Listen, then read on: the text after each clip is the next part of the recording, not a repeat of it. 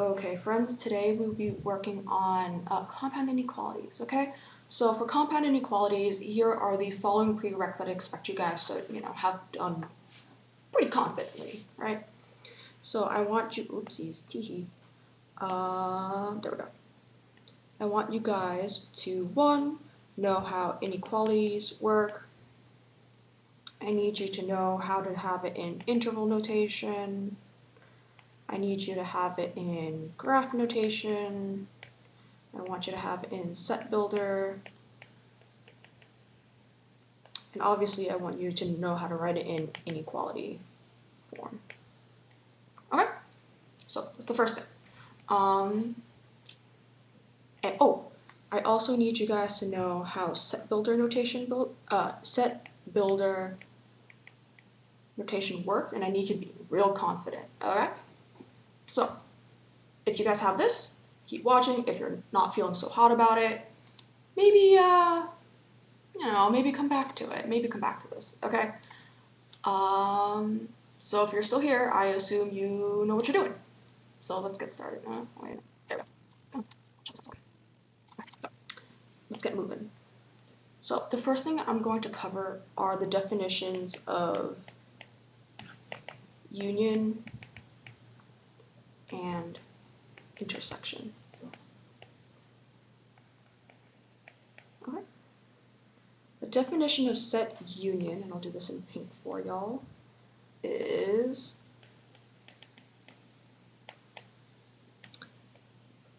the set union the definition of set union. So suppose this is how we use suppose, so SP suppose. A and B are sets. The union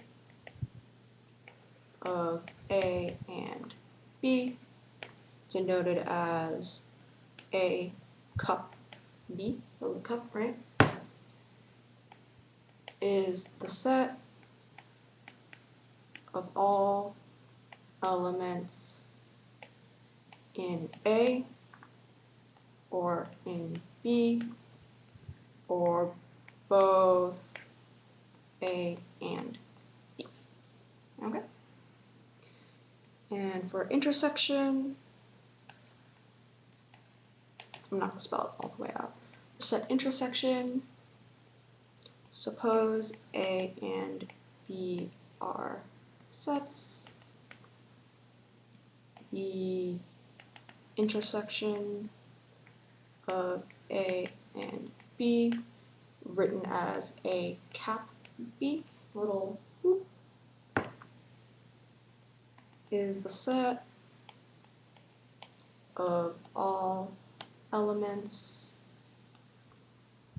in both A as well as B. If you notice, the English verbiage we use is or over here, as opposed to both or and over here. Okay? Or is union, and is intersection. Okay? So let's do an example. No, don't do that. Okay, let's do an example. Suppose you're in a class. This is you. You're in bio. And there's student A, B, and C. Right? And then you go to your next class. You go to algebra. You come to my class. Right? There's you, student B, E, and F. Right? The union of bio and algebra is a set of students in both classes. Okay? So it'll be A is in bio, B is in bio, C is in bio, you are in bio. B is also in your algebra class, so B will live in here. Of course, you're not going to list the same person twice. It's not like the person you see in algebra is different than the person you see in bio, right? It's the same person, just in different classes. That's okay. So you have B again. You have yourself. You're not going to list yourself twice, same reason. You also have E. You also have student F, right? So that's union, right? Intersection is students who are in both classes, right? That's going to be, let's see, A is not in both. You are in both. B is in both. C is not in both, so we don't write that. D is not, there's no E. Okay, E is not in both, and F is not in both. Okay? That's it. That's union intersection. It's pretty straightforward. Okay. And the reason why we want to talk about union and intersection when we talk about compound inequalities is because you can do a couple funny things here. Okay, look at number, actually I'm going to write it down myself, okay? So I know that A is equal to x such that x is less than -4. B, actually I'm not going to bother doing that, I'm just going to put this out. Okay, let's take a look at, let's do number 10, right? Number 10 says B intersect C, okay? We know that B is the set x such that x is greater than 2, and C is the set x such that x is greater than or equal to -7, okay? So we want their intersection. My personal thing is I think the graph is the easiest thing to look at. So let's graph this first, okay? And what I want from you guys is I want the set, the inequality notation, if it makes sense. Actually, it will always make sense. The inequality notation, I want the graph, and I want the interval. All right. And I want the interval notation in strictly union. So you should not, you should simplify all intersections out, is what I'm telling you. Okay. All right. So let's see. X is greater than 2. Okay. So suppose we put 2 right here, right? X is greater than 2 is going to be open circle. I do my circles as squares just because they're easier. It doesn't matter. So that's what x is greater than 2 looks like. You can put your infinities in fact you should, I always forget. Okay, so x is greater than 2, this is your b, right? Now let's see what x is greater than or equal to -7 looks like. Let's say -7 lives over here, right? And then like 0 somewhere around here. X is greater than -7 looks, or equal to -7 looks like this, closed circle. For your quizzes and exams, I will have a written portion, because I think graphing on a computer allows you to guess and check, and I don't believe in that, okay? It's very important that you guys know how to write this by hand. It's very good for your muscle memory, it's very good for your brain. So x is greater than or equal to -7, looks like that, right? And this is an intersection, it's where they overlap, right? So they certainly don't overlap here, right? But they do overlap here. C includes +2, but it does not, but B does not, okay? So the intersection doesn't start at closed circle 2, it starts at open circle 2, okay? And then you include everything greater than 2. So this guy is what the graph looks like, right? The graph is this purple piece, right? So you would graph it in a more clean way as 2, squiggle, squiggle, arrow, and infinities at the end. Okay. As a set, you would write it as x such that x is greater than 2. Nothing crazy here. Inequality notation, you kind of inherit from set notation, or the other way around really, right? So x is greater than 2. We already have the graph.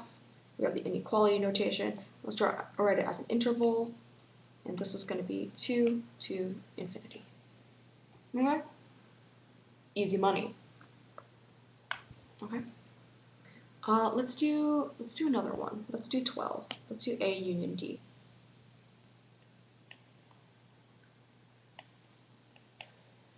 All right. A union D.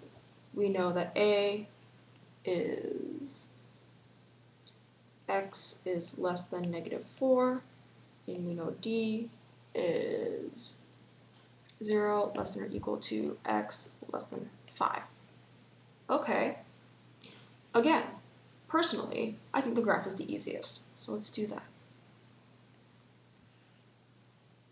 So the interesting points, the interesting values are going to be -4, 0, and 5. Okay? Let's do A in blue. X is less than, oopsies, probably should have given myself a bit of space. So I'm gonna cut that out, tee. Okay, the interesting values are going to be, I'm gonna cut that out too. So for this problem, right, the interesting values are gonna be -4, 0, and 5. So let's put them in. Let's put -4 here. Let's put 0 here, and let's put 5 here. It doesn't have to be perfect, okay? And then let's graph A first. We'll do A in blue, okay? X is less than -4. So that's gonna be open circle, like that. Cool. And then for D, let's do that in purple, or in pink, okay? X is equal to 0, all the way up to 5, but not including 5. Okay, luckily for us, this is a union problem. Okay, this is a union problem. So our graph is going to look like this. It's the easy part. The next thing I prefer doing actually is the either the set or the inequality notation or the interval notation, because set builder is inherited from them. So let's do the inequality. Yeah. So the inequality form is going to be x is less than -4, or 0 less than equal x less than 5, like that. Okay. The interval notation, again, is inherited from this. You can write it as x is less than -4, so it's going to be -infinity to -4. And you see how it matches here? Union, closed bracket, 0, 5. Like that. Right? Like we insisted, it's in strictly union form, so it's either union or nothing. No intersections are necessary. Okay? And then for set form, we're going to have x such that x is less than -4, or 0 less than equal x less than 5. Just like that. Okay? Actually, I'll do you one better. Let's do number 14. A intersect D. If we look at this graph, right? If we look at this graph, where do they overlap? Oh, right, nowhere. They overlap nowhere, right? So, actually, this is going to be empty. They don't overlap, empty, right? So that means that your graph, you can write it as not applicable. Actually, no, you can't. For your graph, you're going to want to write it like this, -infinity to +infinity. You fill nothing out, because they don't overlap at all, all right? For your inequality,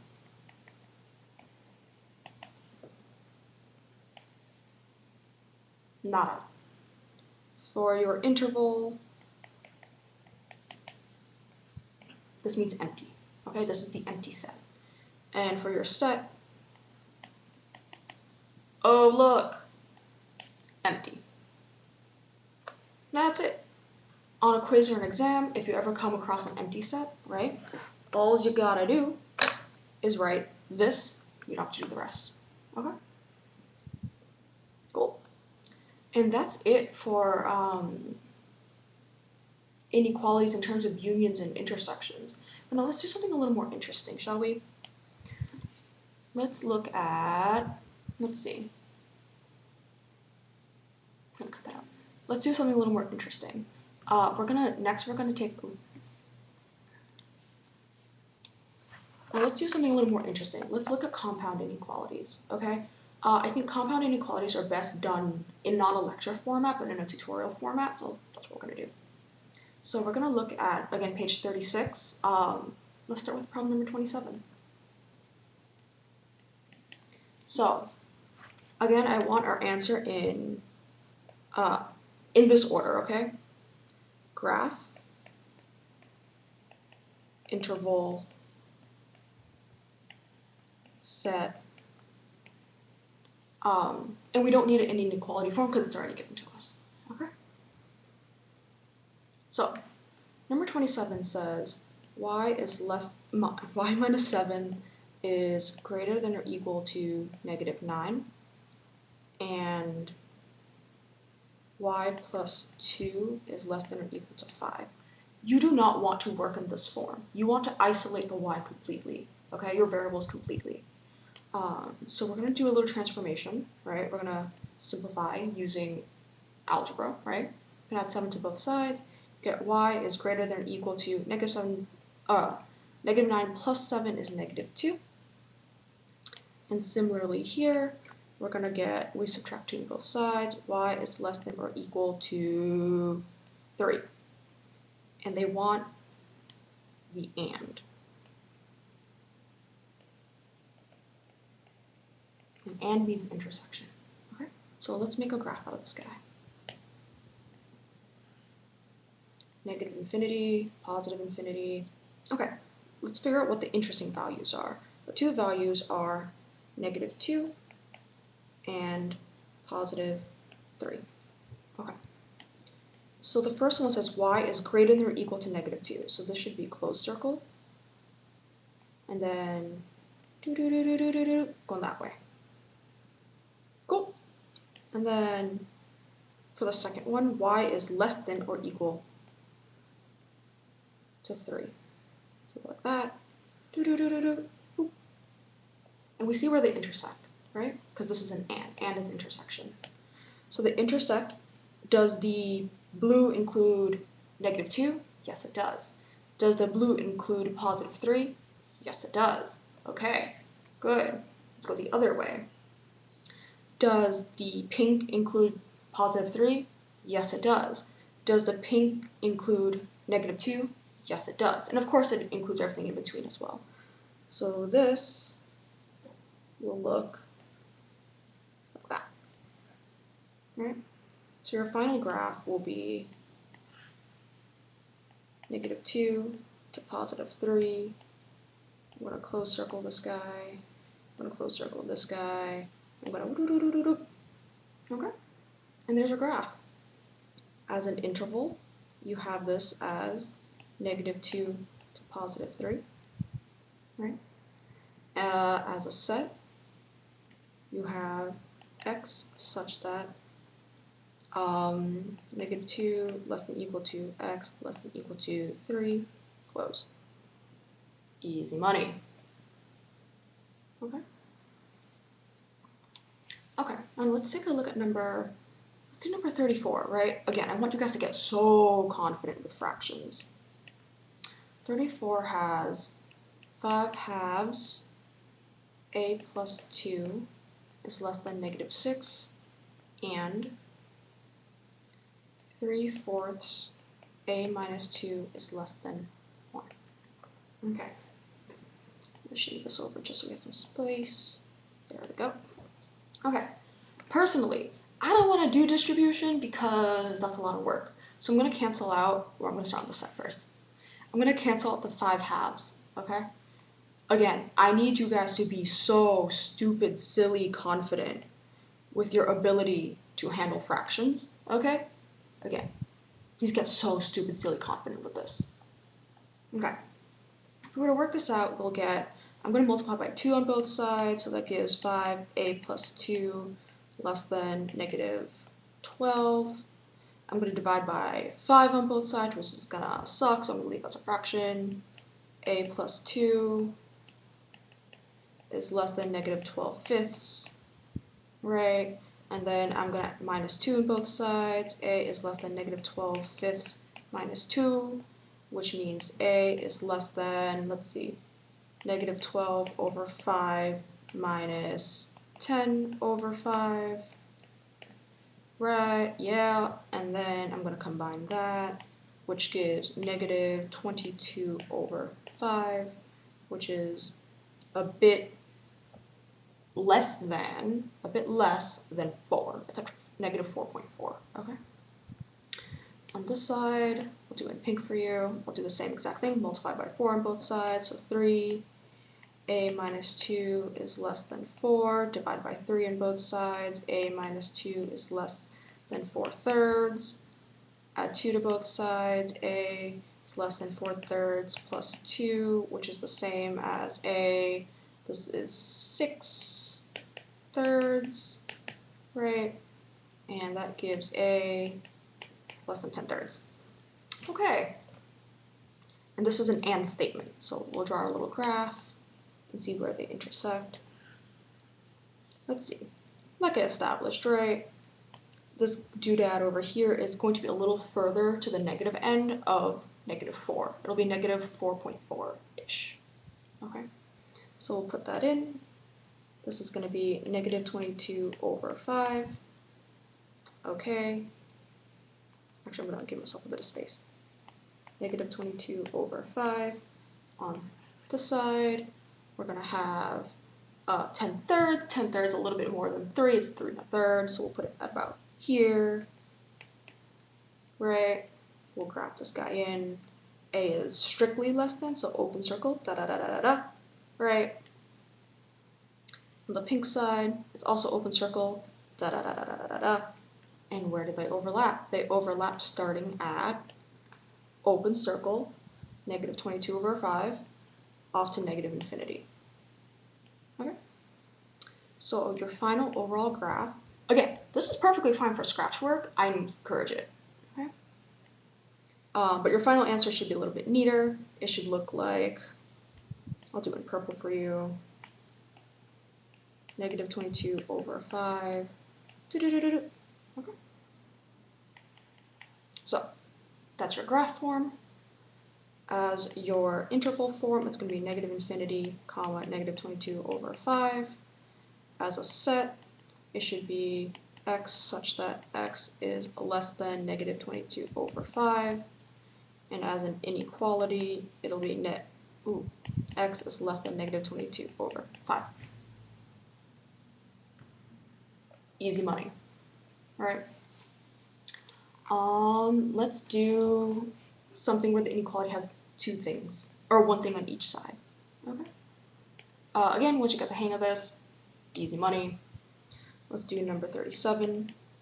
It is negative 4 is less than t is less than 3/4.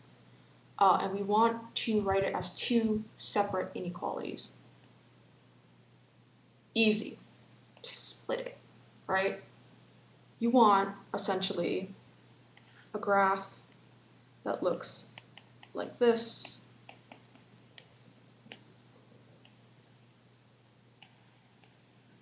And this is familiar, right? It's very familiar. This is an and statement, yeah? There's a lot of different ways to do this. The easiest, hear me out, is going to be x is greater than or equal to negative 4, right? That is true. And x is less than 3/4.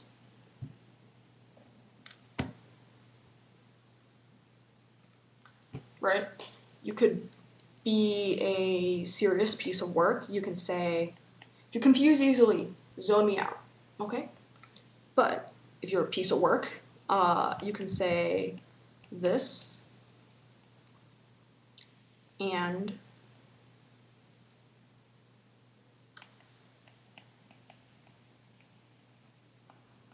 sorry, that's supposed to say t, it's not supposed to say x, okay? Just a variable, that is all.